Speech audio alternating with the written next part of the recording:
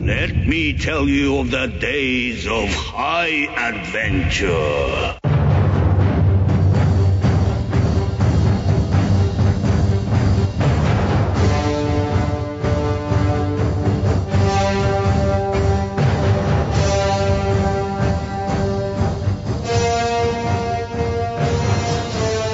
Hello, I'm Kevin. And I'm John. And this is 6 Degrees of Schwarzenegger, the podcast where we take a long, hard look back at some of our favorite action movies from the era of Arnold. Schwarzenegger is the icon of the genre, and we're taking a deep dive into some of these 80s and 90s cult action movies and breaking them all the way down.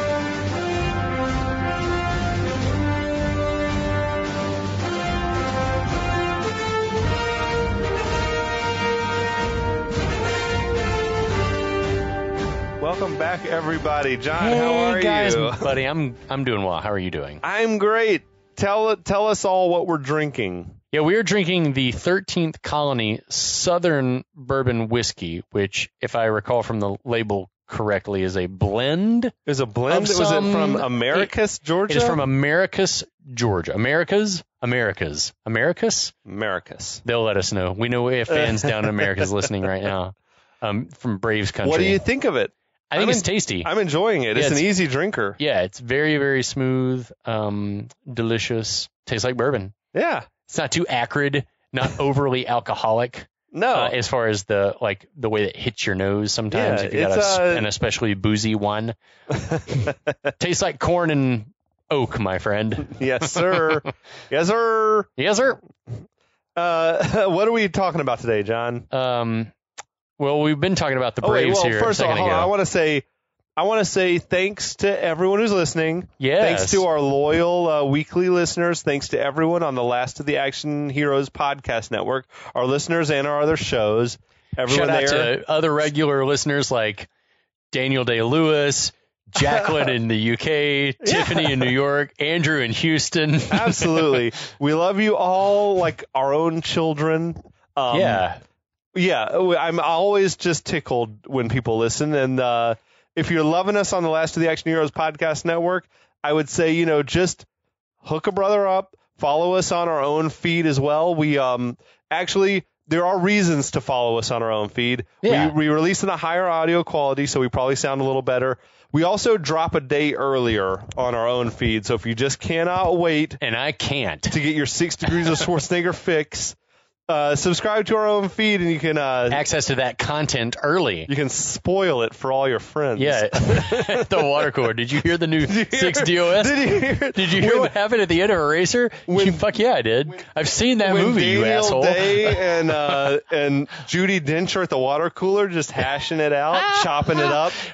Dame Judy. And happy birthday to Helen Mirren. We know you're listening. Listens. She's still a gorgeous woman. Oh my God, yeah, she's foxy. Regal. Yeah. So as I said a moment ago, we're talking about Eraser. Yes, we are. I have no idea what's happened in the movie at this point. I'll try to recap what happened in the last episode. So Lee and Eraser, or Eraser and Lee if you're nasty, escaped from the zoo, from the CG alligators. All the feds roll up and the witness protection people in their private chopper. DeGuerin immediately starts to tell Beller, he starts to try to throw Eraser and Lee under the bus, saying that Eraser is the one that's in on the government plot and that Lee is like his accomplice. And Beller is not buying it. Shortly thereafter, Beller tells DeGuerin to bring them in alive, which we hope at least buys them a little bit of time. Right. Eraser calls Beller and tells him, no, actually, what DeGuerin said is the plot. Like, he's the bad guy. Give me some time to prove it.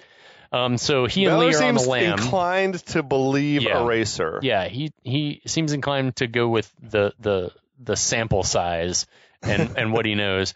Eraser says we can't trust anybody, so we're going to go to the one person that I feel like I maybe can trust that's not this priest. This one guy that I met for 30 minutes a couple weeks ago. Who is Johnny. Eldon from Murphy Brown. Robert Pastorelli. Who his witness protection life is as a bartender in a gay bar, which is kind of a sweet gig. I bet he's making bank. Absolutely gotta be. And he's like, we need your help to break into the Cyrez Corporation building because that's the only place where we can find out what's on this disc. DeGuerin reckons that that's exactly what Eraser's going to do, so he and his goons hole up there to wait. With the help of Pastorelli, of Johnny, Lee and Eraser do sneak in, do find out what's on the disc, but not before somehow an IT guy figures out what they're up to, lets everyone know anyway, there's a dramatic escape. This is like Eraser the hacker and Lee, of all hackers because he erased the disc remotely. Somehow. So now they've lost their one exonerating bit of evidence. Right, but they know that there's an arms deal somehow going down that night in Baltimore, and as luck would have it, Johnny's cousins run the docks in Baltimore. Exactly. And so, also as they were leaving Cyrez, Lee was captured by DeGuerin. And that should catch us up. She's in the clutches of the evil James Caan. James Caan, rest in peace. Yeah, so I think that gets us caught up. That was more perfect, or less. my friend. Yeah, not bad for slightly tipsy. Oh my God, this bourbon Let's is hitting go drive the a car. See how fast you can drive home. So at the mob hideout, I guess on the docks in Baltimore, Johnny calls out from the dark, shocking his friends who had thought he was dead, because that was like his cover for his witness relocation or whatever. Right. Johnny says that must have been somebody else who got killed. His cousin, but he's much too old to be his cousin. Well, he could be distant cousins. Yeah, right. Older cousins. That's a colloquialism or something. But his cousin Tony is reluctant to forgive Johnny for ratting to the feds. That is Joe Vitarelli, who is in every mob movie you've ever seen recently. Yeah, he's just in everything. He usually just doesn't get to talk. He does talk, but he's always this guy, and he's always in like one or two episodes of a show playing this role. Okay. He's mob dude. Yeah, he's always Tony. A mafioso. Tony Two Toes. So it's no big deal to anyone that Johnny has brought a federal agent into their clubhouse. I do love the bit when Tony says, you're dead, so you must be a ghost, and then Johnny's like, boo. No, we talked about this movie lacking a sense of fun, and this is one scene that you can point to in the movie that you're like, this is easily the best scene in the movie for me. It feels loose and like the guys are having a good time. Yeah.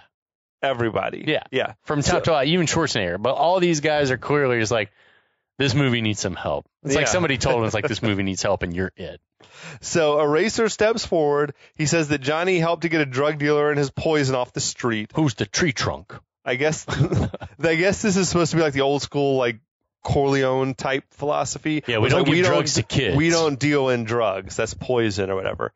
But Johnny introduces the guys. There's Tony Two Toes, who's in charge, Sally Boy, shooting pool, and Little Mike, who's like the comic relief. He's a big behemoth of a man. Yeah, with a tiny person's voice. He says, "Hey, your funeral was absolutely beautiful." I loved that line. It was like you hear like laughing and like slapped him on the shoulder. It was awesome. And did we recognize Sally Boy? Yeah, we recognize now as John Schneider, who played the pimp in Crocodile Dundee. You gonna talk all night, or you gonna screw one of them? Yeah, I loved that. Dude's got a very distinct look and sound. And you're familiar with his more broad work and probably bigger success. He's living the dream as an uber successful voice actor in anime, video games. Like he's doing tons of shit. And that seems to be like where a lot of like, as we've done this, like a lot of actors from that time figured out like that there's money to be made and that shit, like anime is prolific and it like doing English dubs for that shit like is a full-time job if you can find the work. So I snuck away yesterday to watch the movie Nope. Did it live up to the hype? I didn't think it was as good as Get Out, but like Get Out was a work of inspired genius to me. But what I will say about Nope, aside from it being refreshing to see an actual original story, right, which I can't wait to see it. Hard to find nowadays, it had some of the best voices, in hit ever. It had Keith David. Ooh, nice. Amazing voice, right? And it had this guy who I'm looking up right now, Michael Wincott. The guy who was the sheriff of Nottingham's cousin. That dude. Why not an ex-cousin? What a voice. Might I have the pleasure of your name before I have you run through? He was awesome. Oh, man, I can't wait to listen to this. that gravelly voice. I could just listen to him talk all day. So man, but no. Keith David's voice is fucking Keith David, unreal. who's like, I'm sure he gets a lot more voice work than he does. Well, he's a hell of an actor. Yeah. But he does like all those fucking Ken Burns documentary, like voicing over, was it jazz or baseball? He did some of the bigger Ken Burns. He's also, if you're a video game nerd, I needn't tell you because you'll know, but he was the voice of the Arbiter in the Halo series. Oh, okay. Like, he's huge. It's like as soon as he talks there, you're like, oh man, yes, man. Why a spoon, cousin? But an accident. Because it's dull, you twit. It'll hurt more. Two iconic voices. Yeah. Those two together. Yeah, for real. Alan Rickman's voice, one of a kind. But yeah. So anyway, great movie. Check out Nope. Anyway. Will do. So back in Eraserland, Eraser tells the mob guys, well, there's a major arms deal going down on your docks tonight. I like that they laugh and they're like, yeah, we know. No, I thought at first he was like, well, No, he's like, he's like, yeah, people tell in us power something we selling don't know. arms to our enemies. Well, and they were like, oh yeah, we know that. And they're like, and it's going down on your docks, motherfuckers. And they're like, oh shit. I didn't know. Yeah, we don't know that part. So yeah, I guess they're dander up. Now out on the ship, DeGuerin is speaking with the Russian arms dealer guy. He's like the captain of the boat, we assume. I think he's the I don't know what his title is. I don't know if he's a terrorist or not, but I think he's the dude. I think he's the main dude. Mr. Katanga. Yes, absolutely. He's the head dude in charge. He's the arms dealer, I think. But the Russian is saying, you sure brought a lot of security. Is there a problem? Right. Should we be worried? DeGuerin says, I'm a Boy Scout. I just believe in being prepared. I like that. Yeah. The Russian asks, well, what about this woman? Why the fuck is she tied to my chair? Why is she tied to my chair? And they've got her like with wire around her wrist. That shit, painful as fuck. I know that shit probably got you too because you got do you have like a hands and feet injury thing? Hands. I mean, that's far enough down the hand. No, that it's the extremities. It's like if it had been like wrapped across. That's what I want to see. Is it Aronofsky that body horror thing that's out, or is it no, Cronenberg? Cronenberg. I want to see that shit. That looks crazy. Do? Yeah, I do. It's not going to freak you out? Nah. I want to see that too. Crazy. It looks Crimes of the Future we're talking about. Leah Seydoux in that. Yeah, dude. Is that your girl? I think it's all of our she's having a moment. She's in the zeitgeist. Say like she's the most French-looking person that's ever lived. Or Vincent Cassel, maybe. The two of them together, the most French people of all time. That's very true. Or Jean Reno is high on the list too of looking French. Yes, that's a good point as well. Jean Reno is awesome, and you know what else is awesome? Ronin. Yes. God, and Viggo Mortensen, unrelated, but Cronenberg. Anyway, Cronenberg tie Eraser. Okay. So, but yeah, the shit with Lee like wired down and it's cutting into her skin, that shit was painful just to look at. But like it probably wasn't so tight that it was cutting in when like you wouldn't have to work very hard before you realize, oh, that's cutting into me. It really fucking hurts, yeah. Yeah. Like, so I don't know. Anyway. But DeGuerin says, she's just an insurance policy. Once we complete our deal, basically you can do what you want with her. Right. Which was fucking gross. The vibe gets a little rapey. Yeah, DeGuerin says, if it was me, I'd shoot her in the head and dump her overboard. The guy starts pawing at her, like caressing her face. Yeah, she's like, don't even think about it. He backhanded the shit out of her. I feel like that would have probably broken her jaw or something. And she had that big wound on her face already from where fucking DeGuerin had pistol whipped her in the last She's been hit in the head a lot. That's what I want to say is like, and maybe that's another reason why this movie feels like no fun is that because she's got no role in this movie. She is a set piece. She's getting battered. She's ordered around. It's just like there's no personality. I like how she's the Cyrez executive. She's the brains. She's an accountant, right? And then you've got fucking Eraser in there henpecking around on the keyboard instead of letting her be the smart one who knows her way around. That's one of the reasons why I feel like Commando is a superior movie is because Cindy was such an amazing character. She was a stronger character than Lee was in this She was definitely more feisty and had more personality to her. Yeah, right. Lee is a little bit bland. Yeah, as a character, they don't give her a lot to do. Right. But yeah, Russians smacked the shit out of her. Was brutal. DeGuerin says he's going to leave the two lovebirds alone and takes off, which was fucking evil, dude, like abandoning her to a fate worse than death. Yep. So meanwhile, Eraser, brandishing like a tactical shotgun, He's leading the mob guys through out onto the pier. He calls Beller on his phone. On his celly. Tells Beller the whole scheme of what's going on with DeGuerin and the undersecretary and the arms deal. He tells Beller to come on down to Baltimore Harbor. Oh, he's like, see come for get yourself. me. Come and get me. That's good stuff. It was efficient storytelling, that little scene. Yeah, and then he chucks the phone. That's what I'm saying is like for whatever reason, they really, really tightened things up in this last part of the movie. It did feel the movie as a whole feels like it was written by different writers, which it was. Yeah. But because you have scenes that meander and go nowhere, and then you have scenes that are very crisp. And you have good one-liners and you have bad one-liners. I have no idea like what the entire middle part of the movie was, where they go on the wild goose chase to like, we've got other people, like other witnesses. You needed some action in the middle to bridge it all. This is so stupid. It's like, what the fuck is happening? And I couldn't figure out if they were trying to reinforce the relationship between James Caan and Schwarzenegger, between Eraser and DeGuerin.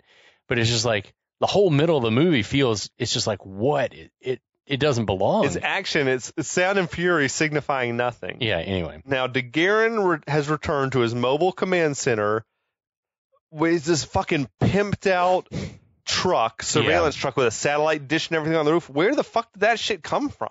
Witness protection. There's a record of... He commandeered it until he wiped the books. He got that IT guy to figure it out. So he's doing a security check. We see that there's like goons stationed everywhere. They're armed, a lot of them, with the EM guns. Yeah. That's the MacGuffin of the movie. That rail gun, Yeah, it's like that's what this whole thing is about. But yeah, there are goons everywhere.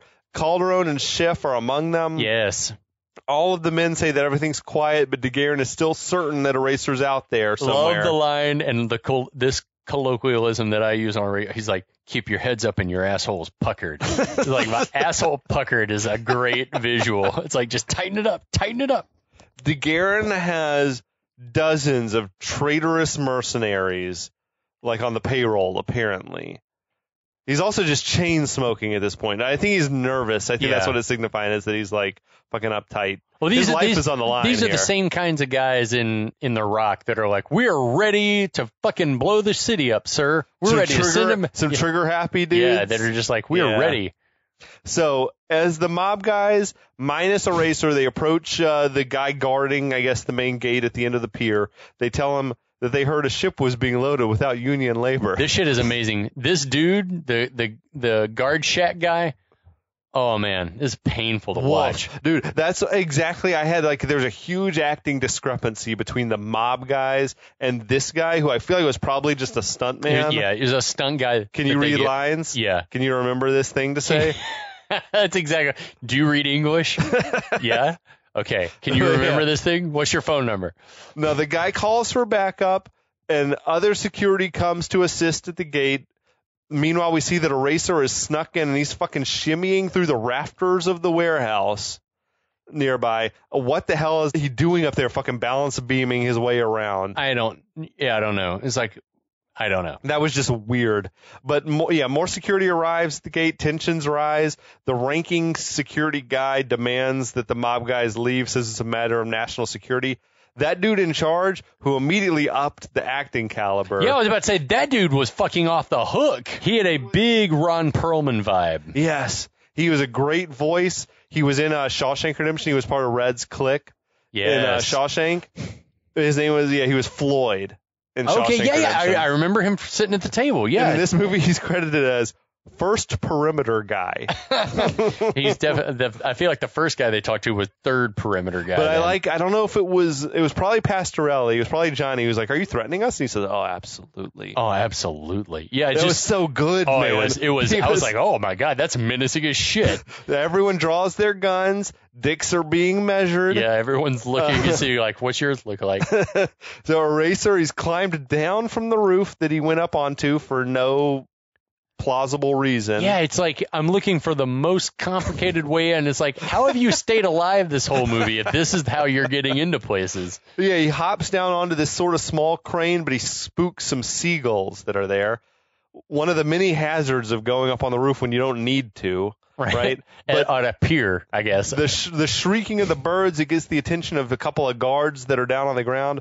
They whirl around and just start shooting. Well, see, so I took this, I got the order of this a little different. So they kind of look in the direction of the noise, and then Eraser, without really being sure if they've spotted him, flips off the crane like a gymnast, and it's then that they're like, oh shit, there's someone flying through the air, and they start firing at him, and he somehow lands behind them because they've never moved.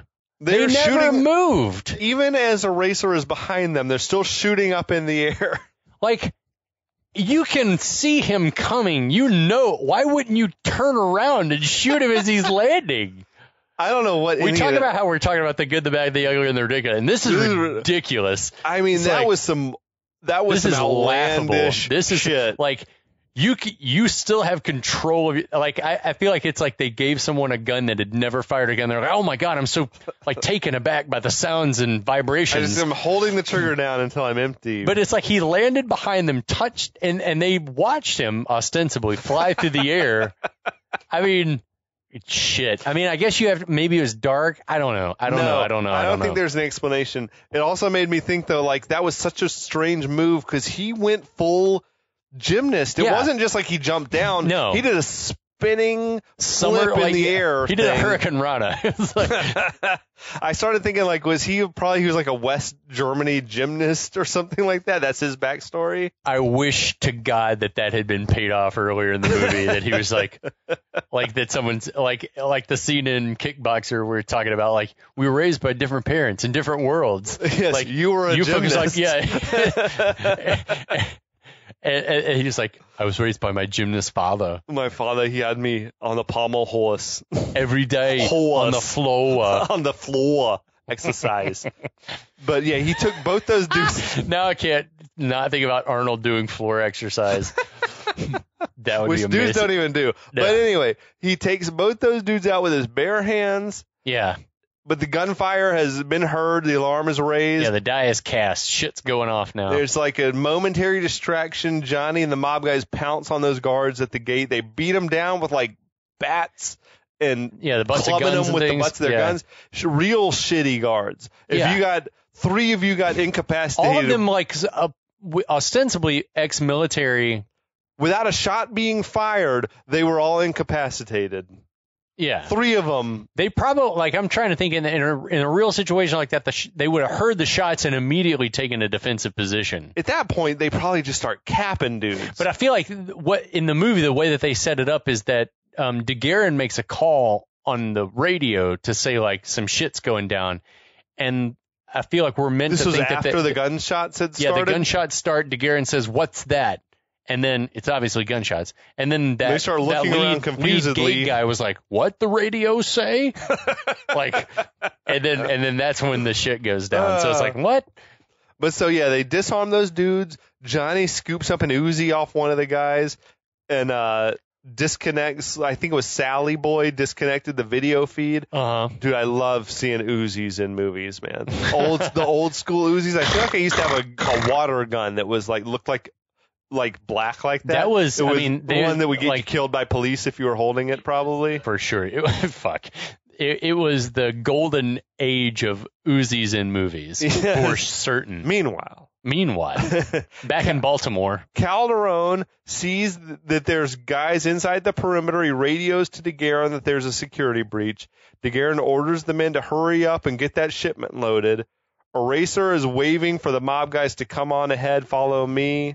So as a first-time watcher, the thing that I got was that this was like a tactical thing where he was like, you guys go that way. Well, it was like, you guys go make it distract the gate, guys. That's what, but it still doesn't really explain why he had to go through the rafters. Everything that he does in this is like, why not just run around the perimeter of the thing instead of being like, I'm going to go through this building? It's like, we know he can sneak anywhere, anytime, right? But now we're seeing him sneak, and it's like this. It's like the first time that he's unsuccessful twice.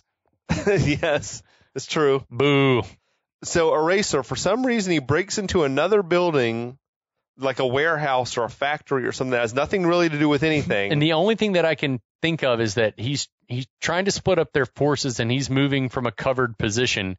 But this, like, we know these guns can see through walls. Yes. So it's like, he may not know that yet.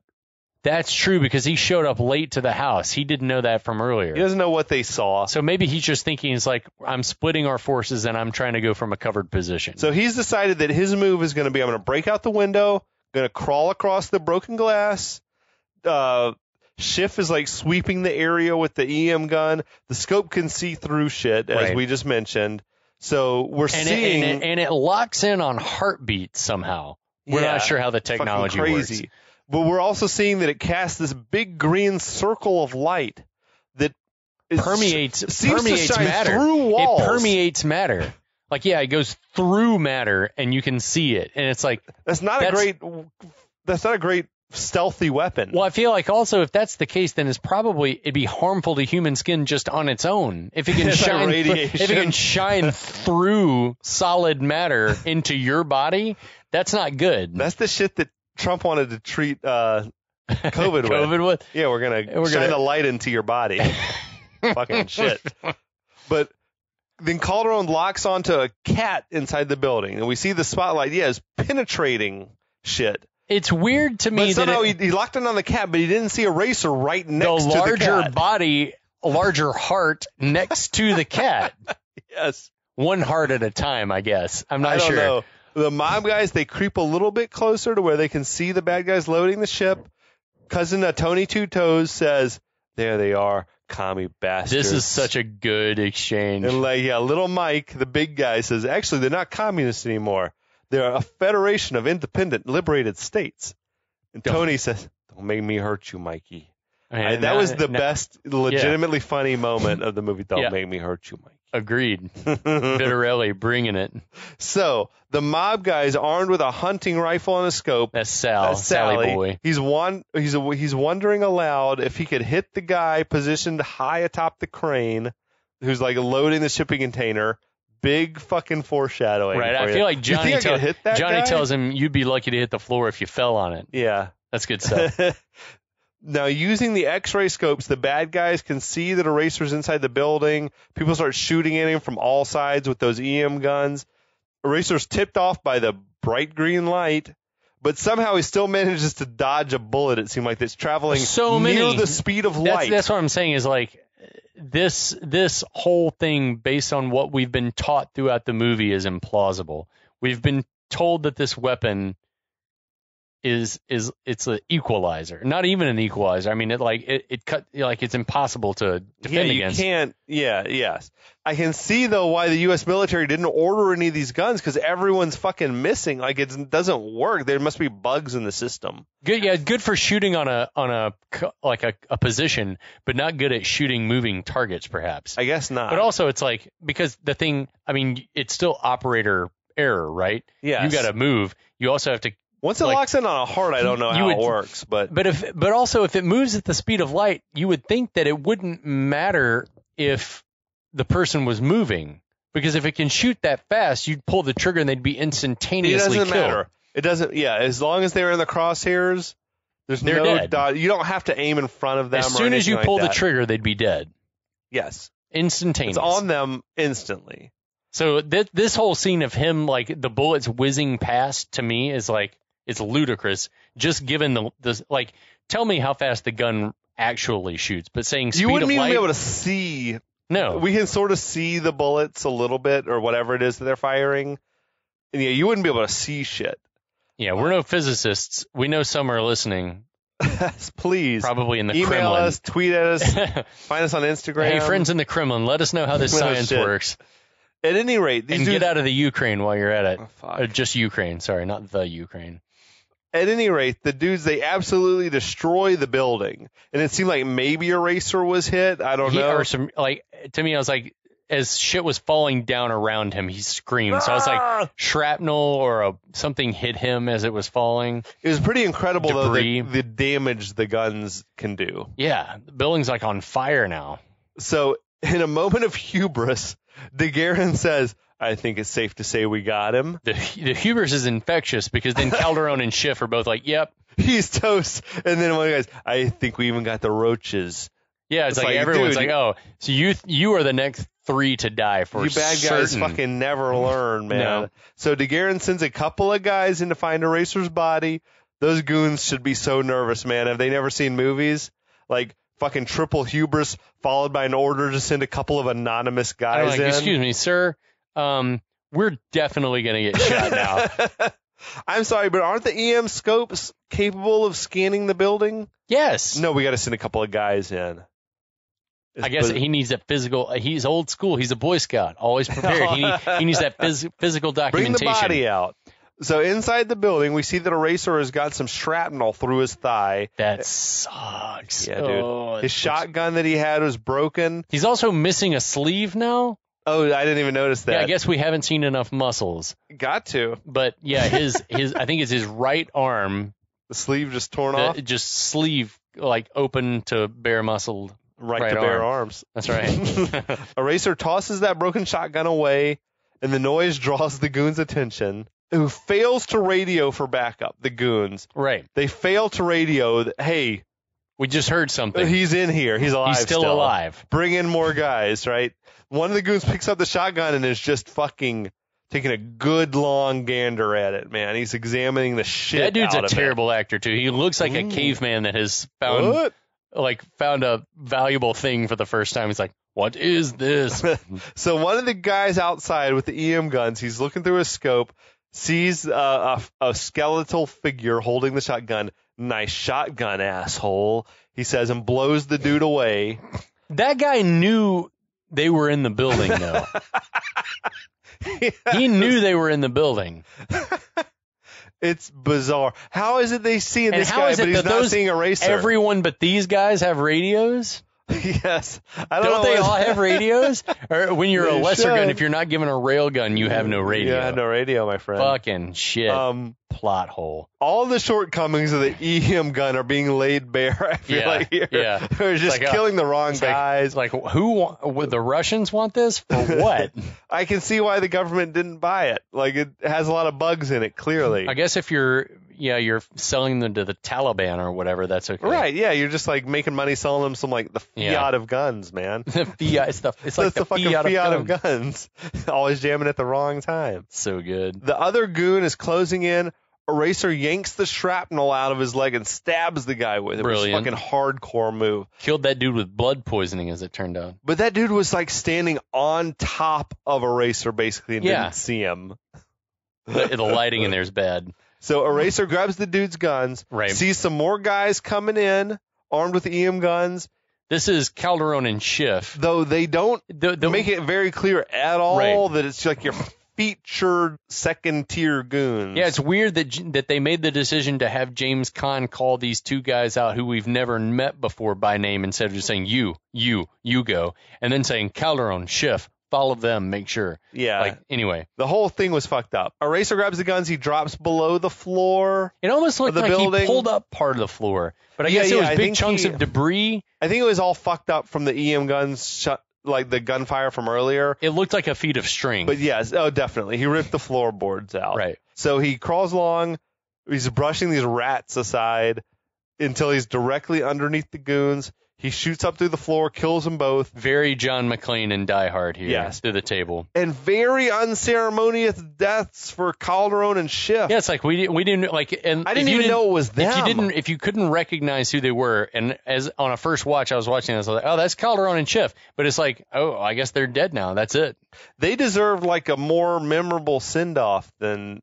Yeah, anonymously. Fucking Cyrez security guy got a one-on-one fight that he lost instantaneously, but at least it was like you knew who he was when he was dying. You knew who he was. He got a close-up before he got killed, so you knew Calderon who it was. and Schiff, it was like, oh, fuck, they're dead. Okay, well, then that must mean the movie's almost over. So Eraser then bursts up through the floor. Like the fucking Hulk. When he was like in Commando when he flung like those dozen guys off him or whatever, fighting in the mall. But yeah, he bursts through the floor, crazy. Grabs an EM gun in both hands as more bad guys come a running. And I feel like this is another, like, this in and of itself is a feat of strength. The bursting through the floor with the rail guns. And those things, like, are heavy as shit. Should be, right? Yeah. But yeah, more bad guys come running. He's like fucking mowing them down. They're flying through the air and shit. DeGuerin radios to Calderon and Schiff for an update, but Eraser picks up the radio and tells DeGuerin they're both dead. They missed. That was the moment that I knew that it was Calderon and Schiff, because until then you didn't really know. Schiff. But I love that one. They missed. This whole exchange, too, I love the zoom in on Jimmy Kahn's face for that wry little smile and him saying, Johnny? And then Eraser says, I'll be right out, and drops the mic. It's almost an I'll be back. Yeah. But right out. DeGuerin orders the other goons just fucking open fire. Yeah. So back on the boat, the Russian has picked up a phone. He's yelling at somebody in Russian. We don't really know what he's saying. We see that Lee is like sort of working the arm of the chair loose that she's bound to. The Russian turns to her, says it seems that her friend has arrived, and she says, well, I'll enjoy introducing him to you. Which I liked that line. Realized, like, fucker, you're dead, motherfucker. Yeah. Like, if Eraser's here, you're not long for this world. You literally can't survive. Now, he whips out a knife and says that he doubts she's going to get the chance to introduce them. The timeline has been moved up for killing her, I mean. Yes. Now, there's a huge explosion outside, which distracts the Russian. Yeah, no one can tell me exactly why that building is exploding. What's in it? DeGuerin and the guys are shooting with normal guns, and then dude in the crane starts shooting with the railgun, and then there's just a violent explosion. Why? Yeah. Why is the building exploding? I don't know, man, because it's a movie. Yeah, okay, that makes sense. But yeah, there's the big explosion that distracts the Russian. Lee gets her hand free, and she like smashes the coffee pot over the dude's head, which you know that coffee was fucking piping hot. Yeah, and there, I mean, it was scorched.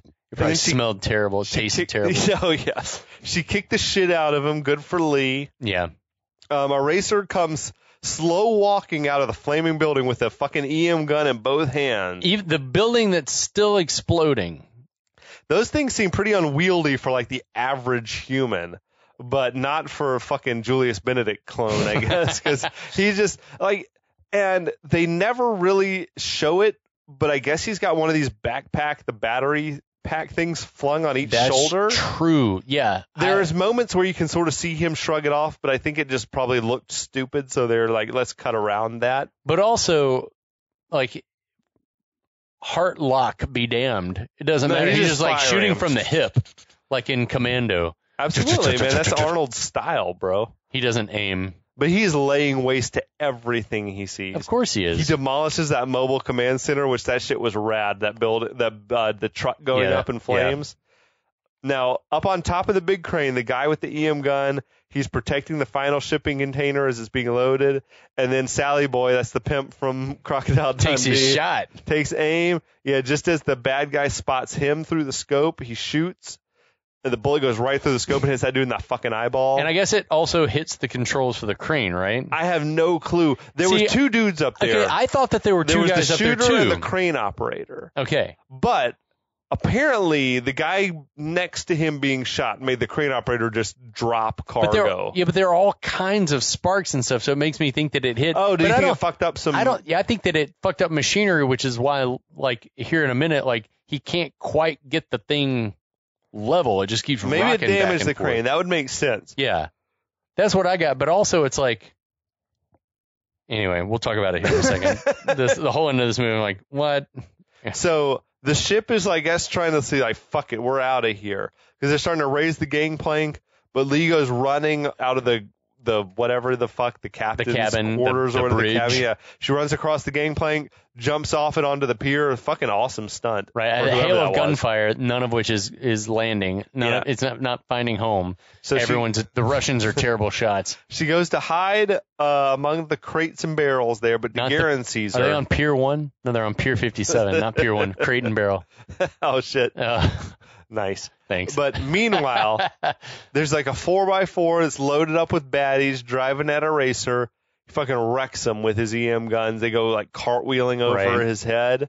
That was the moment that you could sort of see that he's got the battery pack, one flung on each shoulder. I feel like they tried to just shoot around that because it sort of looked silly. But, I mean, yeah. Now, suddenly, DeGuerin has Lee at gunpoint, and they're on top of the shipping container. Right.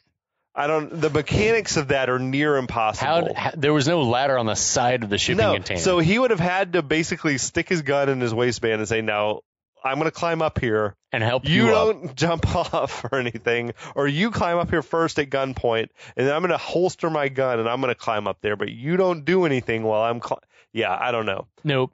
But that's probably why it wasn't shown. Or maybe he had a guy like put a gun on her. We're climbing on top of the crate for some reason. Yes. So DeGuerin orders Eraser to drop the guns. He does it. DeGuerin says thanks and shoots him right in the chest. Just a few yards away. Oh no, he must be dead. Right. But DeGuerin should know. Shoot him in the head. Empty the fucking clip. Yeah. Shoot him multiple times. We're talking about Eraser right now. Maybe it's because this is his protege. He was like, soft spot. But so DeGuerin orders the guy up in the crane to go on and load that shipping container. So the crane's fine. It starts working normally again, it seems. I got it online, sir. It lifts the container up off the ground with DeGuerin and Lee on top of it. Eraser, who now appears to have only been shot through the shoulder, he gets up. What the fuck? Let's remember now. He's got a bullet through his left shoulder and a shrapnel wound. A few short days ago, he had that spike go through his right hand. Oh fuck! I forgot all about his hand. And he just had he pulled a spike out of most of the meat of his thigh. Ooh, yeah. So he sees the container being craned away. He runs after it as the Russian bad guys start firing. Still can't shoot shit. That was our first sighting of fucking Sven-Ole Thorsen. Was one of the Russian goons on the boat. It.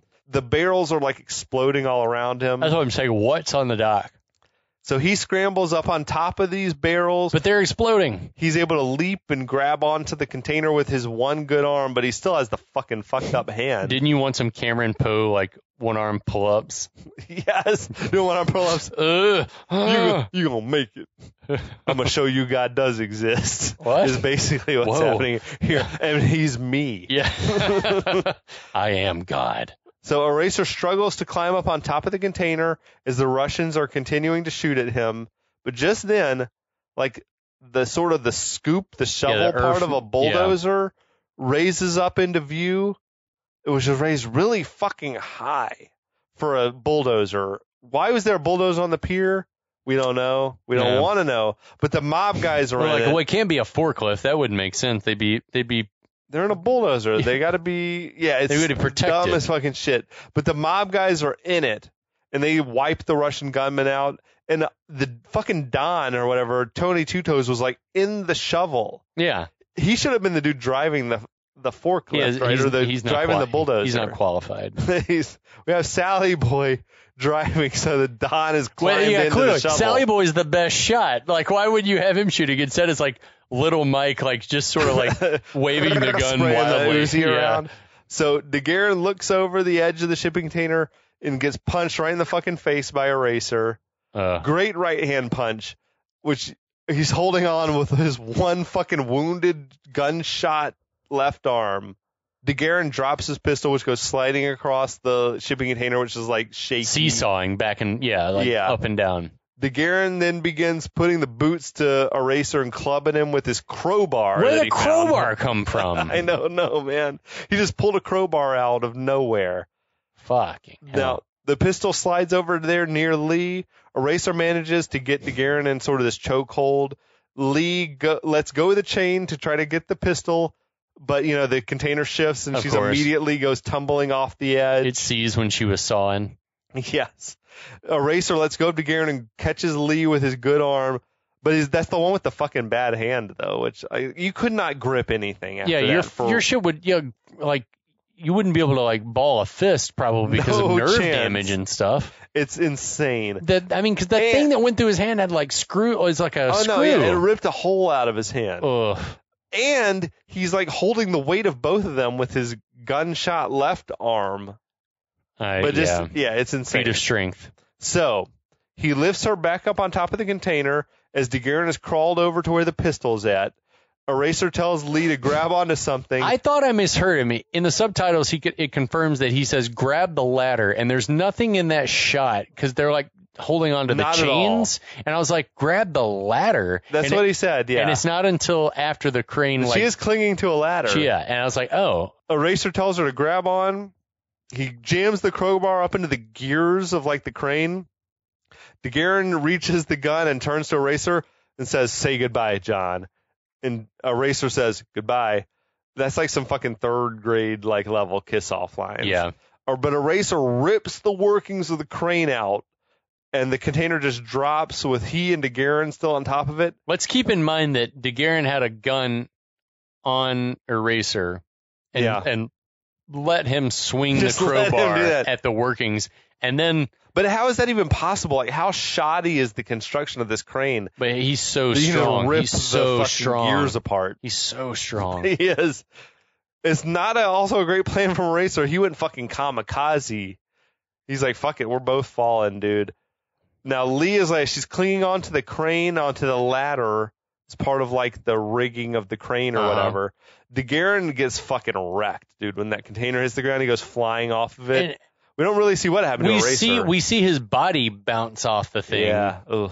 And like just the perspective, the ratios of his like the body size of whatever it was that bounced off to the front of the container that opens up, and the guns look enormous when they fall out. I was like, why are they so fucking huge? Long guns or something. It looks. I was like that bit of CG looked terrible. That effect sucked. I think once they started compositing everything together, it was like, oh boy, the ratios, the scale of everything is all fucked up. We blew our load on the alligators. Yes.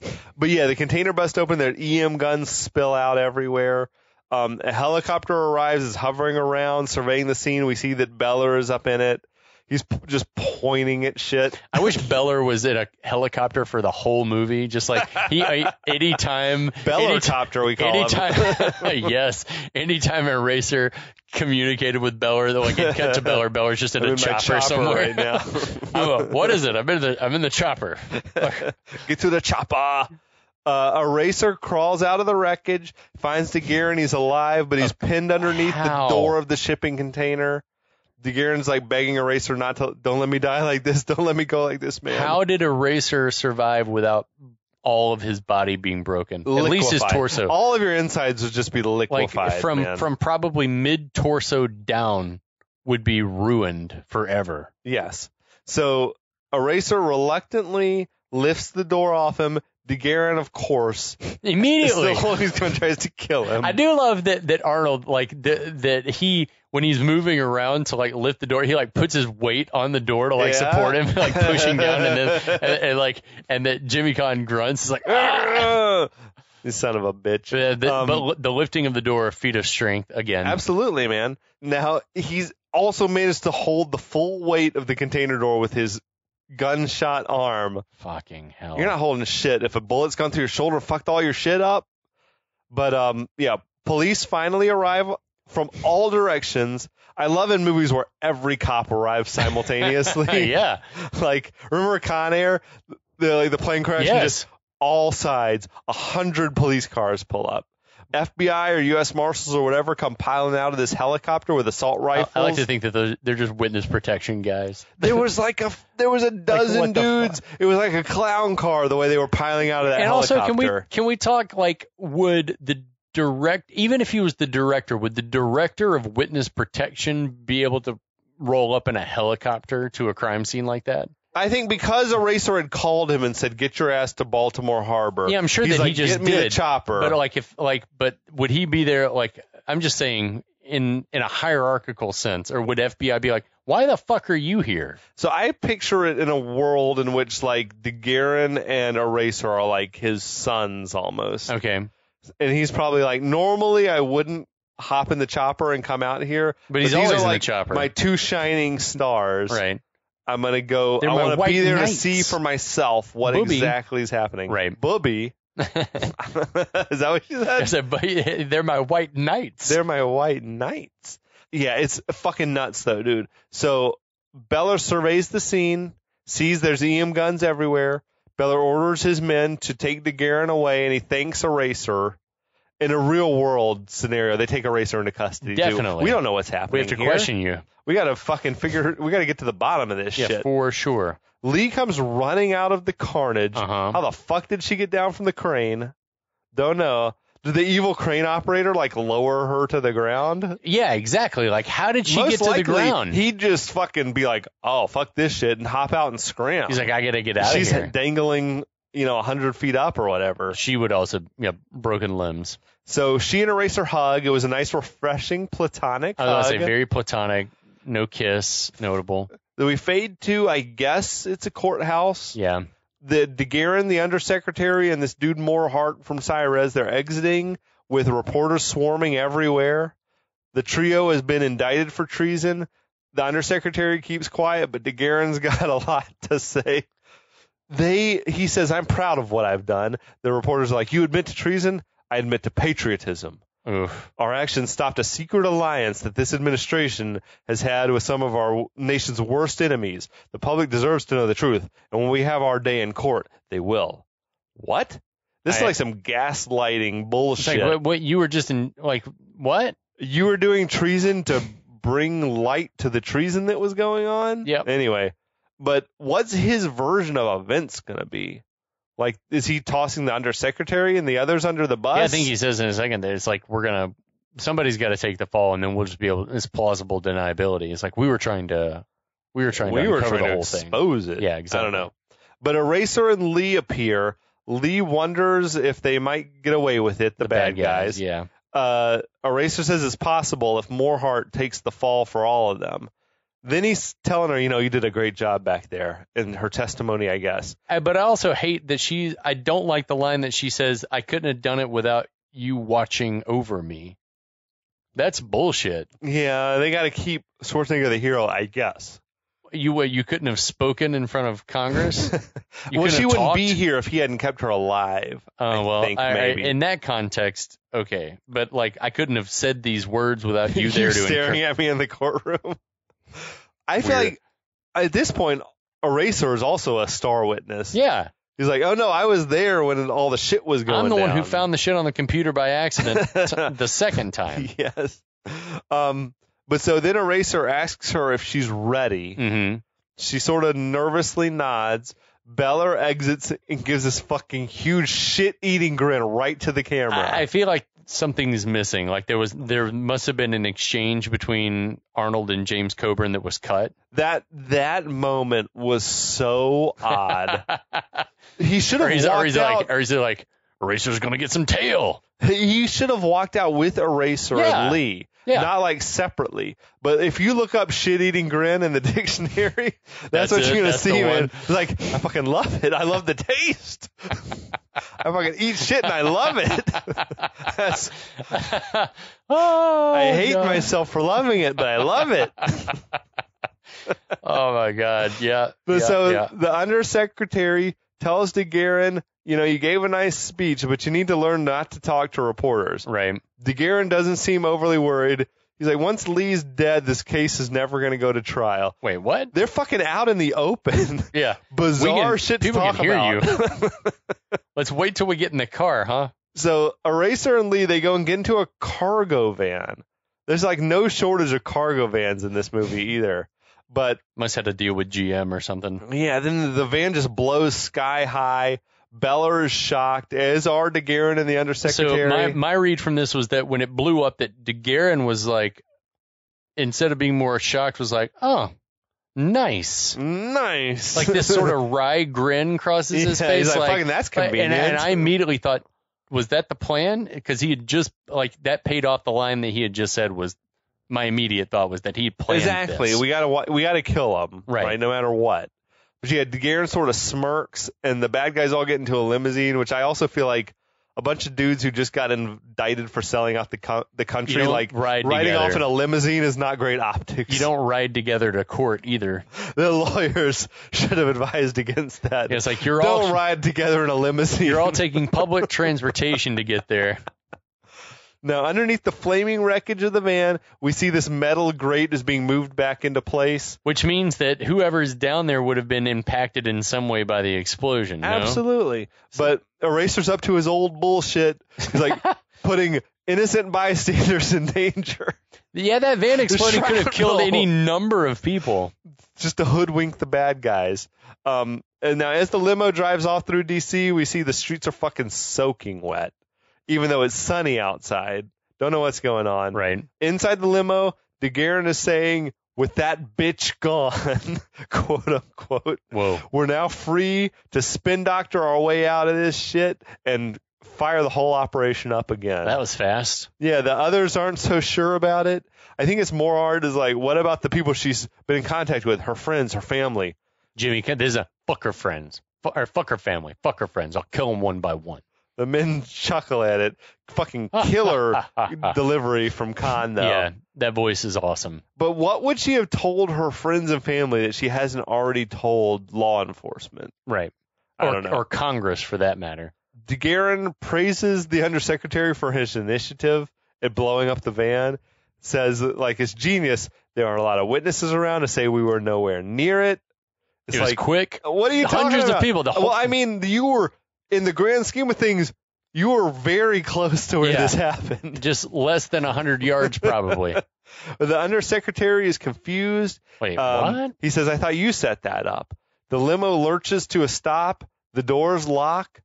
We see that Johnny hops out of the passenger seat and skedaddles away. Yeah. Eraser's still using Johnny in his schemes. The phone inside the limo rings. Fucking blasting the past, little car phone action. Yeah.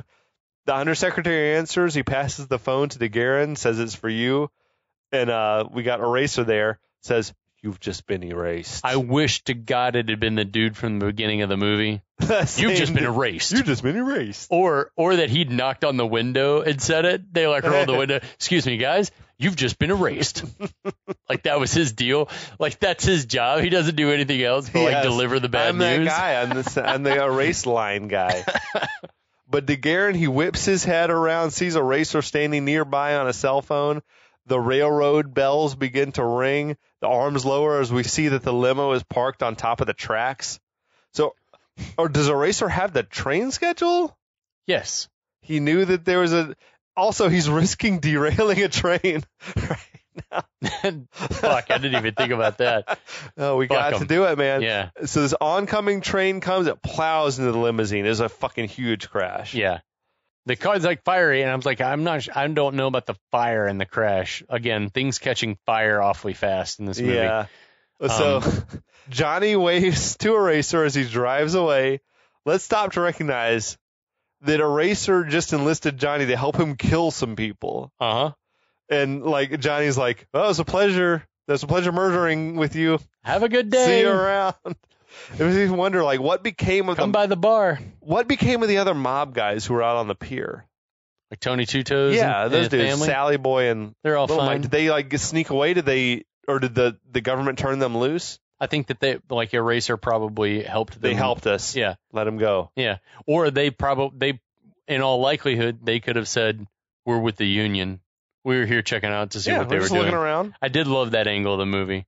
Like the whole Union bit. Yes. All that shit was very funny. It was nice. So Eraser trots over to this SUV where Lee's waiting. She asks what happened. He says, they caught a train. It's such a thing in his movies for a female character to ask what happened to the bad guy, and then I let him go. I let him go. He caught a train. He had to split. Always. What happened to him? What'd you do? I killed him in the most grisly way possible. But I'm not going to tell you to protect you because you're a woman. So the floor. Get on the floor. Get down. But fucking guitar shred. Roll credits to the song. I love that he says, no sooner they caught a train. Black. Credits. Done. Roll It's like credits. the movie's The over. song was from Trevor Rabin called Caught a Train. That dude was he was like the front man for Yes for a little while. All right. He's a Rock and Roll Hall of Famer, owner of a lonely heart. Nice. That's him. Love it. Did you stick around though for the Vanessa Williams ballad? No, I couldn't. On the credits? I couldn't possibly. She had a song on the credits called Where Do We Go From Here? Indeed. It was fucking cringy ballad. Like, yeah, it was bizarre shit.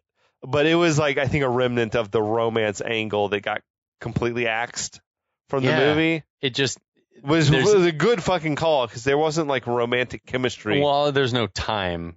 There's no time. Yes, we don't have time to get our fuck on. I'm trying to think of movies in which that's done effectively. I didn't even buy the like Terminator. What about Bourne Identity with where she suddenly just with like Lola Run and Matt Franca Damon. Potenti. Yeah. And it's like, why is she into him now? Yeah, I don't know. I guess because trauma does stuff to you. But it doesn't really. What about Keanu and Sandra Bullock in Speed? That kind of worked. Yeah, but like when it's been happening over the course of the entire movie. Then That's true. For the lion's share of this movie, they were not together. No. And she was, and when she was, just like she's not really talking. Plus, that there was like probably a 15 to 20 year age gap. Also, yeah, that's true. But yeah, it's odd.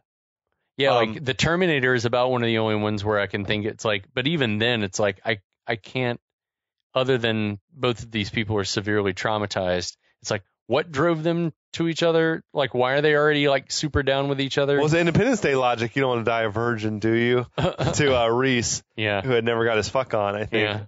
But I could see how like it's like, fuck this shit. My life's in danger constantly. Like, you just want to like have some release. Yeah. Anyway, I don't know. The movie's over. It was wise, I think, of this movie not to try to force it. Yeah.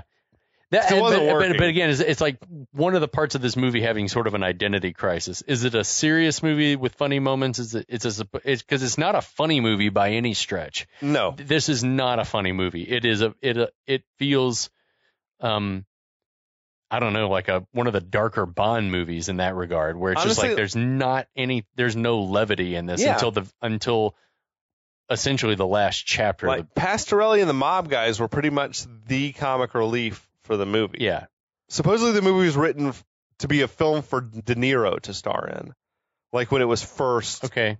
And that makes me think of like it would have been less of an action spectacle and more of like it would have been like thriller, espionage. Thriller movie. Yeah, it probably would have been fucking great. Yeah. I could see De Niro as like the eraser, you know? Yeah, totally. Man, that makes me wish that De Niro had been in this movie. It would have been something like Ronin, you know? Like yeah, that's exactly what I was just thinking. Absolutely. So, but as we mentioned previously, the role then was apparently offered to Stallone, who didn't like it because he thought it was fucking poorly written. And he went off and did Copland instead, which Copland's a fucking great movie. Yeah. But it's just funny for Stallone to be like, it's poorly no, for written. him to think a script is bad is rich.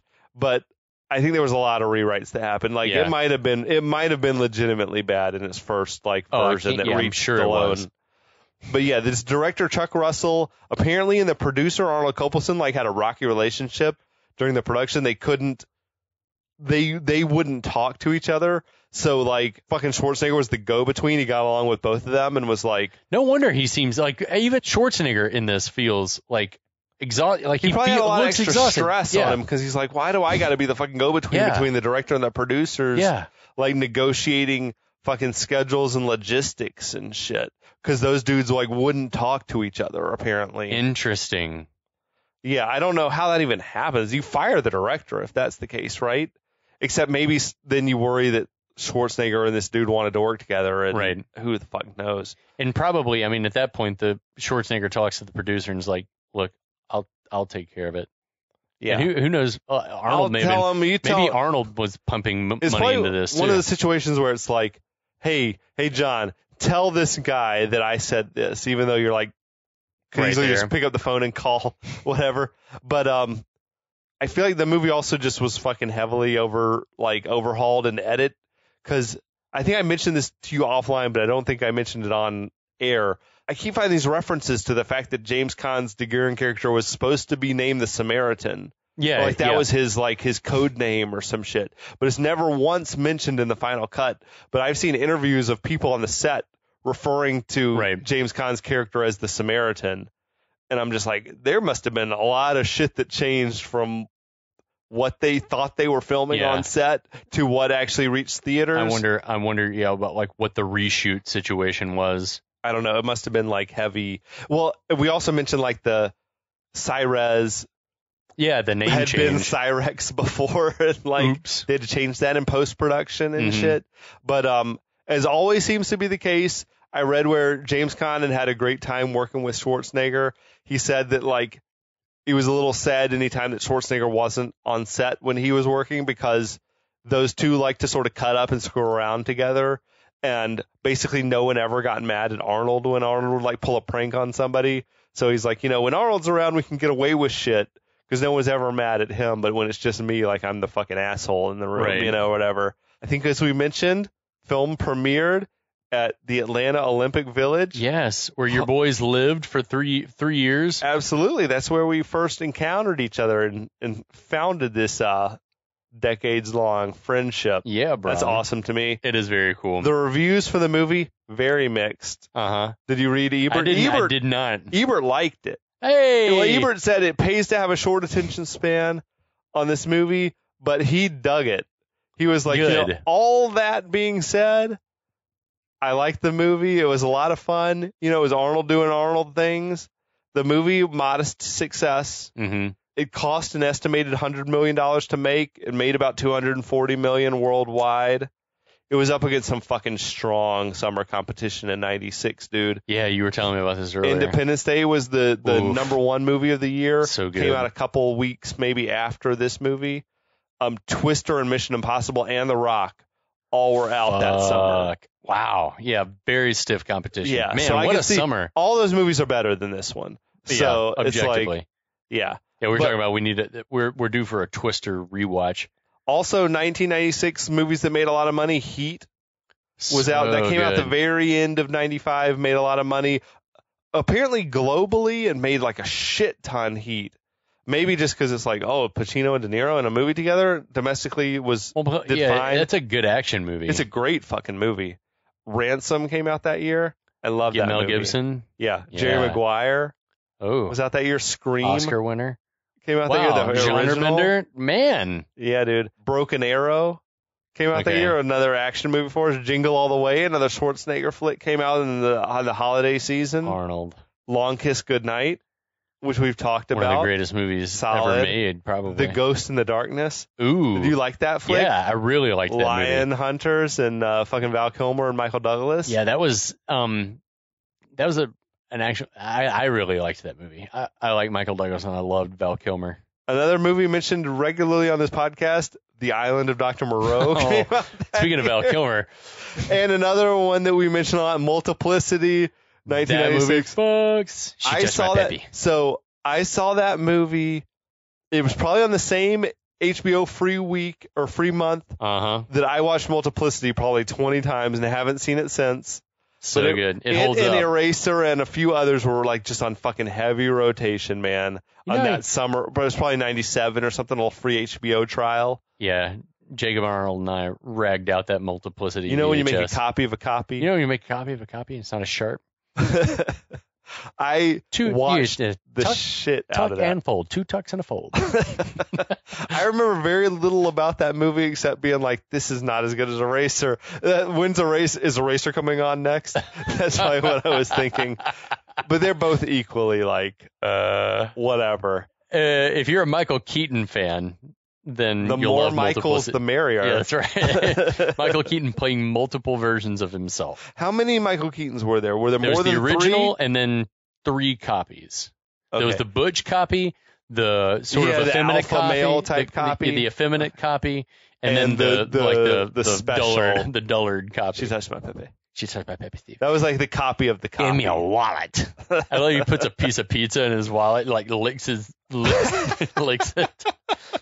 She touched my peppy, Steve. I remember that movie, but I haven't seen that movie in decades. But I have seen it probably 20 to 30 times. That's what I'm saying. Like Michael Keaton, like one need go no further than Gung Ho, Mr. Mom, Beetlejuice. Michael Keaton was Batman, bro. But I'm saying like just a comic, genius, like a comic genius. And then his Batman was so like different.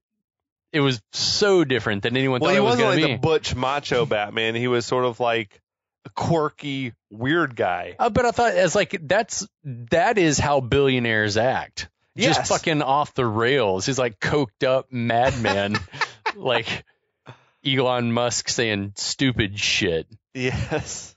Anyway. That was 1996, though, in a nutshell. And that was Eraser. Yeah, dude.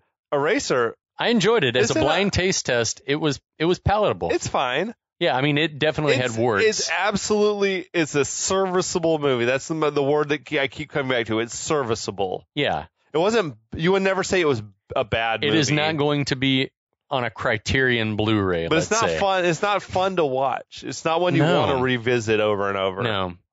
No. I had fun talking about it because I haven't thought about this movie in a decade, probably. Yeah. Kevin had that vintage T-shirt too. I did. I used to play basketball in my "You've Been Erased" T-shirt. Fuck yeah! A little street ball. You've been erased. You've been erased, sucker. I wish that you've been erased. Hey, you've just been erased. That dude was like cheerful with the way he said it. That one guy in the beginning. It was odd. He did not nail the delivery. And like, how many takes did they just like? You've got one chance. That's it. Cut and print. What? I can do. I got another in me. That could not be the best take. No. How many times do you think that dude was? How many times do you think that dude said that line before they're like, "Fuck, we got to move on"? And we never saw him again. I wonder if he thought this was going to be like he's going to catapult him to stardom. Or if he was another stunt guy. I don't know. Relax. You've just been erased. It was a weird delivery. Oh, anyway, I've had fun talking about it with you, buddy. Me too. Thanks for taking the journey. Oh, I loved it. This was fun. Yeah, dude. Always. In the meantime, we'd like to again thank all our friends at the Last of the Action Network. In the meantime, we'd like to. Is so good. 13th Colony. In the meantime, we'd like to thank all of our friends at the Last of the Action Heroes Network. Dame Helen Mirren. Yes, is she a dame? She's She's Dame. All the rest of our huge Helena fans. Bottom Carter's probably checking in. Big time. We love you guys. We're not sure what's coming up next, but we'll get a handle on it while we're at the beach next week. Absolutely. And in the meantime, I'm gonna rub suntan lotion on your shoulders. We're gonna senoritas and margaritas. Ooh, Point Break style. Yeah, and we'll be back.